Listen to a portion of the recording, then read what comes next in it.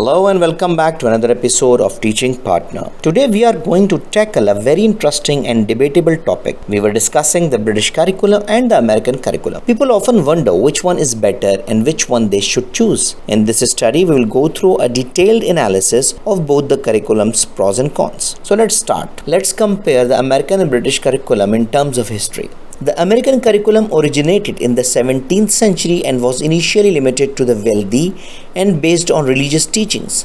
However, after 100 years, education became more common and government became involved. In contrast, the British curriculum started taking shape during the mid-19th century and only accessible to the affluent classes but became more comprehensive over time. In terms of introduction, the American curriculum is structured based on specialization. A student can choose particular subjects that they are interested in and complete them at their own pace. The British curriculum, on the other hand, follows a rigid framework with mandatory subjects and specific time frames. Let's have a look on the grade of both systems. In British system, year age 3 to 4 it's considered as nursery, whereas from age 4 to 5 it is considered as a reception. On the other hand, American system, from year 3 to year 5 it's considered as preschool only.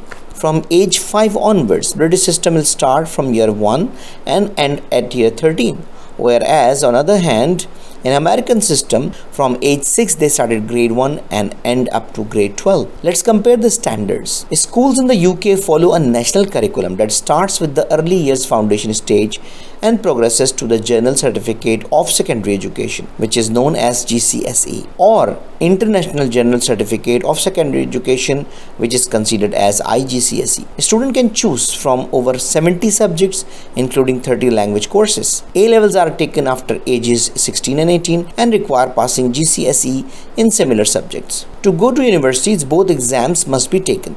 On the other hand, in US education system, students study general subjects until the end of the high school, which is grade 12. Students attend state-provided education starting in kindergarten, which is year 1 in the UK. The system is divided into 3 levels: elementary school, kindergarten to grade 5, middle school, grade 6 to grade 8, and high school, grades 9 to 12. At the end of high school, students apply for college based on a number of elements, including grades, exams, and extracurricular activities. The SAT and ACT are standardized tests used for college admissions, and AP provides high school students with the opportunity to take college level courses and potentially earn course credit. Let's talk about differences in terms of teaching method. The American curriculum emphasizes practical knowledge, problem-based learning, and hands-on experience. This is why you see more emphasis on extracurricular activities and project-based assignments in American schools. In contrast, the British curriculum focuses on academic theories and it is heavily exam-based. The student have to study a subject in its entirety before moving to the next one. They are assessed through exams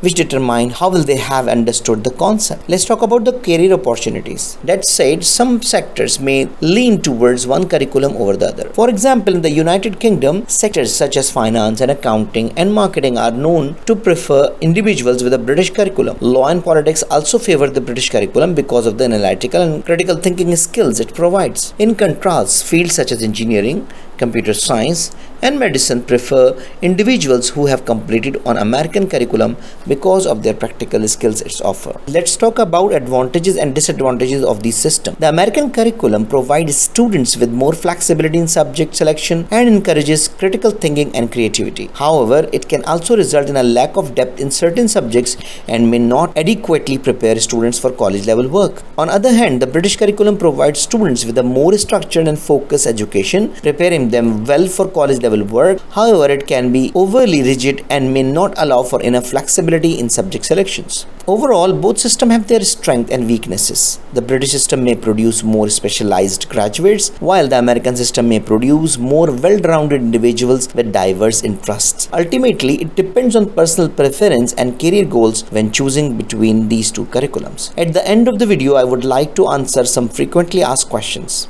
Question number 1. What is the main difference between the American and British curriculum? The American curriculum focuses on a broader range of subjects with an emphasis on individuality, creativity, and critical thinking.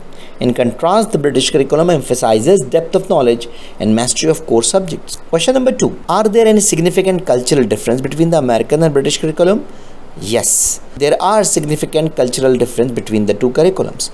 The American curriculum has a more individualistic approach, while the British curriculum emphasizes group work and collaboration. The teaching styles are also different, with American school focusing on hands-on learning and British schools emphasizing lecture-style teaching. Question number 3. How can I choose between the American and British curriculums? Choosing between the two curriculums depend on several factors, including your learning style, cultural background, and your educational goals.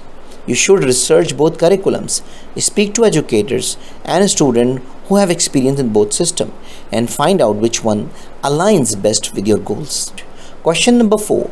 Which curriculum is better, American or British? There is no one size fits all answer to this question. Both curriculum have their strengths and weaknesses, and the choice between them ultimately depends on your educational goals, learning styles, and cultural background. It is essential to consider all factors before making a decision. So that's all for today. I hope you enjoyed the video. I hope this video is very useful for you. So thank you very much. If you have any question, query, or you need any support for making a decision, don't hesitate to write an email to theteachingpartner@gmail.com. Thank you very much and see you in the next video. Goodbye.